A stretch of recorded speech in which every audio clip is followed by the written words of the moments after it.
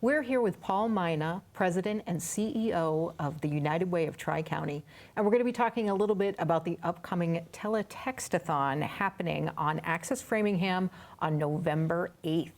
Thank you so much for coming. Well, thank you for having me, Francesca. I appreciate it.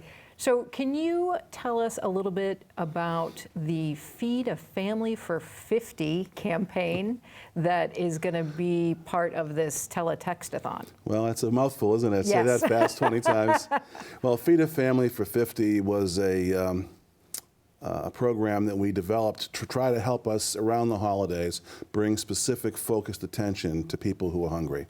And it really is based on the following algorithm, that $50 allows us to provide a family of 4 with a turkey and all the fixings and all the trimmings to have a great holiday meal during the holiday season. We found that so many families, as part of their poverty and as part of their situations sometimes when they're unemployed or underemployed, they don't have the extra money to buy things for a family meal, a holiday meal. So it's one of those things that I think I've always grown up with, and I'm sure you have too. It's a part of the fabric of being in a family in America, and we just felt that it was important that every family get the opportunity to have a holiday meal together and have the turkey and all the fixings. And you know, that is why Feed a Family was born, and last year we were so grateful that the people in the Metro West 495 corridor raised $100,000 for us to help people in need, and we fed over 1,500 families. So this year our goal is to try to reach 3,000, and it won't even scratch the surface of the need, but we're going to work hard, and it's because of your help that we're going to get there. So tell us a little bit about the teletextathon that we are working together on. Well, because of the great opportunity that Access Framingham Television has given us here, we're going to have a teletextathon, the first ever, and hopefully the first of many. And really, we're going to try to merge 2 technologies: the whole tried and true telethon that everybody's familiar with to try to raise a certain amount of money and awareness during a focused amount of time on television. And then using our friend on the monitors, Giblet, who is our affectionate symbol for Feed a Family, we're going to be allowing people to go on to their PDA devices and to text in the hashtag Giblet. And when they do that, they can put a gift in to Feed a Family. And then we'll have a live feed of how many people are doing that during the telethon. So that's why it's a teletextathon. Nice. And we are very excited about participating because we have been to the Cupboard and Cafe, the Pearl Street location. Yeah. Can you tell us a little bit about that, what the distribution is like, and also about what they do there? Oh, yes. Well, the Pearl Street Cupboard and Cafe we fondly call the Miracle on Pearl Street. And that's because it used to be the old Registry of Motor Vehicles building. I got my license there. You got your license there. And the family that owned the building had it vacant for a number of years, and they had been very generous to the United Way. And I asked them if they would lease us the building, and they said yes, and they gave us a rent that was very reasonable.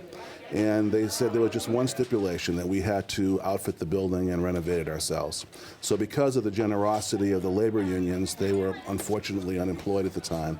They all came together and they did all the labor for the retrofitting for free. So that's why the Miracle on Pearl Street was created. And now we are the 3rd largest food pantry in the Commonwealth of Massachusetts. We feed almost 1.5 million pounds of food to people in the Metro West 495 corridor each year.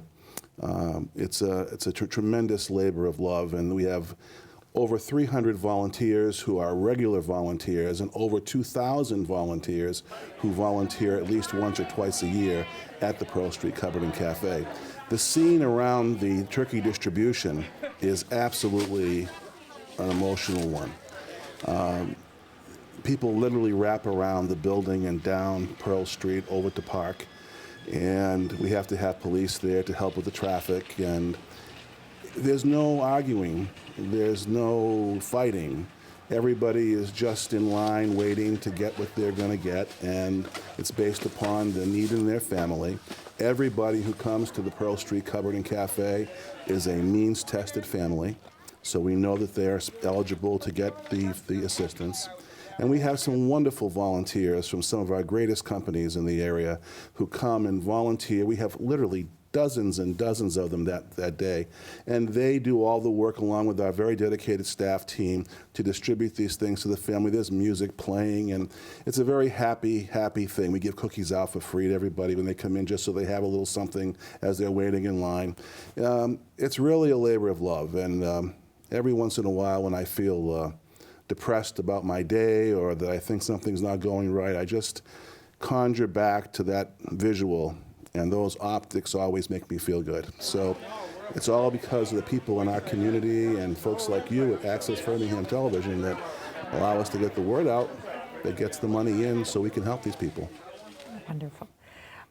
So as part of the teletextathon, I know we're kind of looking forward to it. Is there anything that you're in particular looking forward to? Yeah, I really would love to hear lots of phones ringing, and I'd love to see the giblets thermometer go higher and higher and higher. Now, I'm a fundraiser at heart, and you know, good intentions, unfortunately, Francesca, don't help anybody. You know, what really helps is when people dig into their pockets and they actually commit to helping. You know, people that give, as much as they're not directly related sometimes to the end result that we're helping people with, they can be the significant other in the lives of thousands of people that they'll never know just by making a contribution. So we're very, very grateful for all the donations. We're grateful for the volunteers that come and help. And we're so grateful to Access Framingham TV for helping us. So I'm excited, and I hope that everybody will tune in on November 8th at 6 o'clock to 9 o'clock, and we're going to have a hell of a time. Well, thank you for your coming today. Thank you. And I want all of you to remember to tune in to AFTV November 8th. You heard it from Paul, 6 to 9 p.m. We're going to be having lots of entertainment during the evening. We have local favorites Big Bad Wolf, we have Moonshine Alley, Stacy Peasley, all kinds of music, and we have dancers from Impulse Dance and Natick coming out. So it should be something for everyone. So you'll have to tune in to see everyone, and please do give to the Feed a Family for 50 campaign.